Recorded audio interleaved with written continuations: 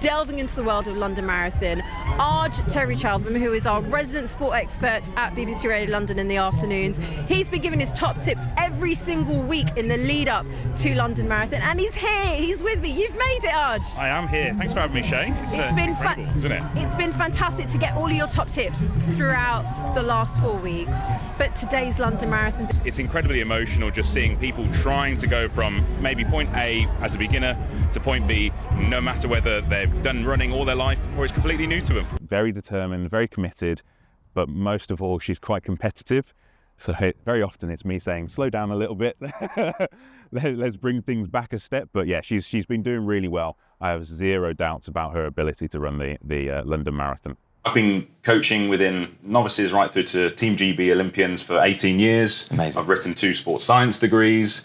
I've got a lot of qualifications. And to be honest, it's not the qualifications. It's about marrying the experience with those qualifications and then just taking a step back and thinking about the person as well. We often think it's just about the numbers, but the athlete actually at the center of the approach is most important. Hello. Hello, everyone. How are we doing? Everyone go, yeah, National Arena. No, NEC.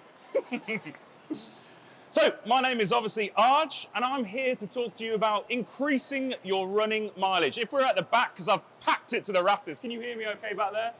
Fantastic. You guys over there? Upper tier? Yeah, cool.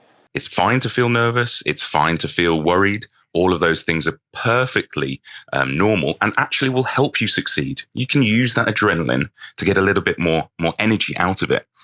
I think realistically, if you are, struggling at moments, you need to think back to tough training sessions that you've had. So is there an occasion that you can remember that was really difficult? Something happened. Maybe I had a cramp, and all of these unusual occurrences. Think how you dealt with it at the time. You know you've been here before, and therefore you can do it again today. You can go on having overcome that problem in the past. You can overcome this one. Brilliant advice. Vitamin D3 is a really interesting vitamin, actually, because we're discovering more and more that this vitamin has processes within our body for absolutely every function. Initially, we treated it as a standard vitamin, it would contribute to our metabolism, our ability to generate energy from absorbing foods. And as time has gone on, we've found it has great effects within the sporting environment and great effects for generating energy, wellness.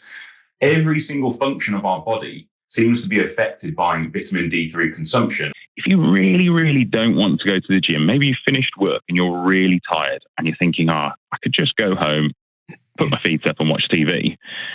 Why not start your exercise, start your training session, but you've got this allowance and it's called the 10 minutes rule.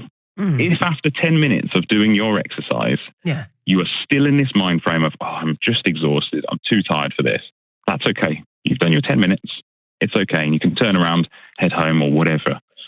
But if actually after those 10 minutes, you're like, I'm here now, I can do another 20 minutes. I do actually feel okay. Then go for it. The 10-minute rule is there to basically monitor the amount of intensity, the amount of stresses that you have going on in your life. And I've seen great results with some of my clients by adopting this principle.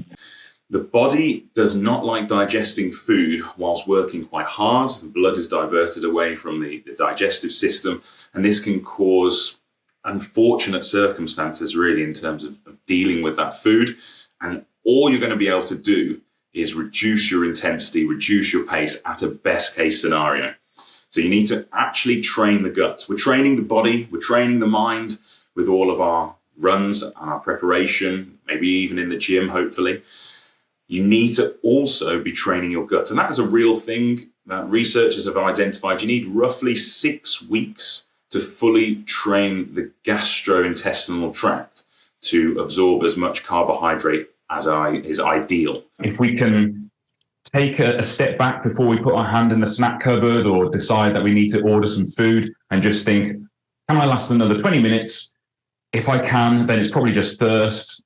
Have a drink. If you're still hungry 20 minutes later after having that drink, then you're probably still hungry and you need to opt for some food. Thank you so much for your time. Thanks for having me. Fitness and nutrition expert. You're so welcome with some really, really good advice. Wow.